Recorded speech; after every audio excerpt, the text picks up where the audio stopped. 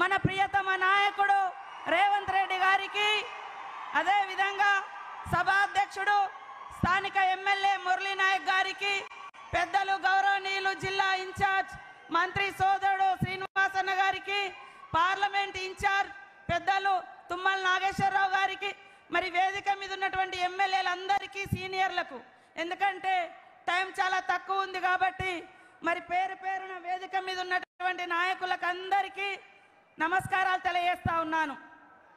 బలరాం నాయక్ గారు అంటే ఒక బోలా శంకరుడు. ఆయన ఎవరికి మోసం చేసినోడు కాదు, ఎవరికి అన్యాయం చేసినోడు కాదు. ఇద్దరం కూడా వేరు వేరు పార్టీలలో ఆయన 2009 నుంచి 14 వరకు కేంద్ర మంత్రిగా, పార్లమెంట్ సభ్యుడిగా ఉన్నప్పటికీ, నేను ములుగు అసెంబ్లీ ఎమ్మెల్యేగా ఉన్నప్పటికీ అన్న చెల్లెల్లా కలిసి ఉన్నాం. కాబట్టి ఇక్కడికి వచ్చినటువంటి సోదరులందరికీ కూడా ఏమైనా అపోహలున్నా, అనుమానాలున్నా, ఎవరైనా ఒకరి మీద ఒకరు చెప్పినా అవన్నీ పక్కకు పెట్టి మన మంత్రి, మాజీ మంత్రిని గెలిపిస్తే తప్పకుండా బలరామన్న మళ్ళీ కేంద్ర మంత్రిగా ఈ పార్లమెంట్ నుంచి ఉంటాడు అని ఈ సందర్భంగా తెలియజేస్తా ఉన్నాను. అదే కాకుండా ఇప్పుడు జరుగుతున్నటువంటి యుద్ధం, ఇప్పుడు జరుగుతున్నటువంటి పోరాటం రెండు సిద్ధాంతాల మధ్య, రెండు వర్గాల మధ్య. ఒకరేమో ఈ దేశ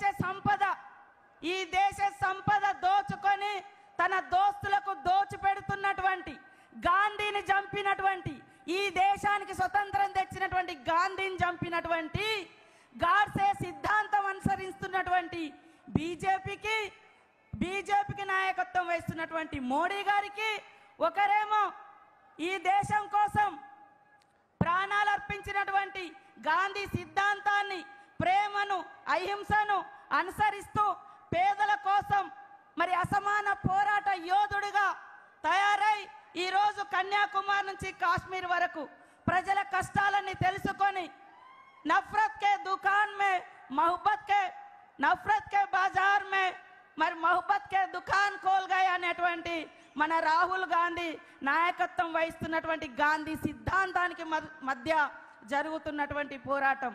కాబట్టి ఇవాళ పేదల మీద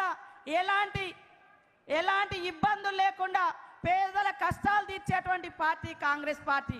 మీరు ఒక్కసారి ఆలోచించండి, ఈ 10 సంవత్సరాల కాలంలో, మోడీ గారి కాలంలో మీకు గల్లీకి ఒక ఇల్లు వచ్చిందా? గల్లీకి ఒక రోడ్ వచ్చిందా? ఊరికొక ఉద్యోగం వచ్చిందా? జిల్లాకు ఒక ఉద్యోగం వచ్చిందా? బీజేపీ ఏమిచ్చింది అని ఆలోచించండి. బీజేపీ ఏమిచ్చింది? ఏమివ్వలే. విద్వేషాలు తీసుకొచ్చిర్రు, రెచ్చగొట్టిర్రు, కొట్లాటలు పెట్టిర్రు, అంతే తప్ప ఉద్యోగాలు ఇవ్వలే, నిధులు ఇవ్వలే. పైనుంచి జిఎస్టీ అనేది తీసుకొచ్చి దేశవ్యాప్తంగా ఇచ్చినటువంటి రాజ్యాంగ హక్కులను ఈ మోడీ కాలంలో, రాబోయే కాలంలో కోల్పోబోతున్నాం. దయచేసి ఇక్కడున్నటువంటి ప్రతి ఒక్కరూ ఆలోచించండి. రాహుల్ గాంధీ గారు ఈ దేశం కోసం పడుతున్నటువంటి కష్టాన్ని అర్థం చేసుకొని, ఇక్కడ మా మీద మీకు ఎవరికైనా భిన్నాభిప్రాయాలు ఉండొచ్చు, కానీ అక్కడ ఉన్నటువంటి నాయకుని మీద భిన్నాభిప్రాయాలు ఉండి ఈ ఎలక్షన్లలో మేము పనిచేయమంటే అలాంటి వాళ్ళు పార్టీకే అవసరం లేదు, అలాంటి వాళ్ళు పార్టీకి అవసరం లేదు. ఇక్కడ నిలబడ్డది బలరాం నాయక్ గారు కాదు, రాహుల్ గాంధీ గారు. రేవంత్ రెడ్డి గారి యొక్క గౌరవాన్ని పెంచే ఎన్నికలు, రాహుల్ గాంధీ గారి యొక్క గౌరవాన్ని పెంచే ఎన్నికలు. కాబట్టి ప్రతి ఒక్కరూ కష్టపడాల్సినటువంటి ఎన్నికలని తెలియజేస్తా ఉన్నాను. దయచేసి ఈనాడు ఇక్కడున్నటువంటి సోదరులు కూడా, మా లంబాడా సోదరులు, కోయ, గోండు, ఆదివాసీ నాయకపోడు సోదరులు అందరూ కూడా ఐక్యంగా కాంగ్రెస్ పార్టీ మనందరికీ ఎస్టీ రిజర్వేషన్ ఇచ్చింది, కాంగ్రెస్ పార్టీ ఎస్సీ రిజర్వేషన్ ఇచ్చింది, కాంగ్రెస్ పార్టీ ఐటీడీఎల్ తీసుకొచ్చింది, కాంగ్రెస్ పార్టీ ఇవాళ ఉపాధి చట్టం తీసుకొచ్చి పేదలకు మరి పని కల్పించింది.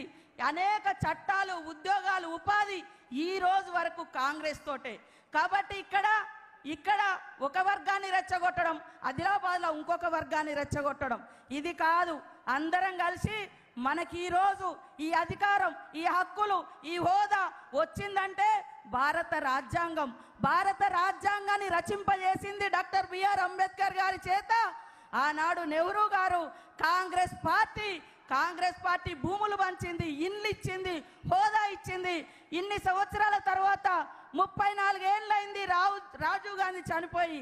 ఆ రోజు నుంచి ఈ రోజు వరకు వాళ్ళ కుటుంబంలో ప్రధానమంత్రి పదవి లేదు.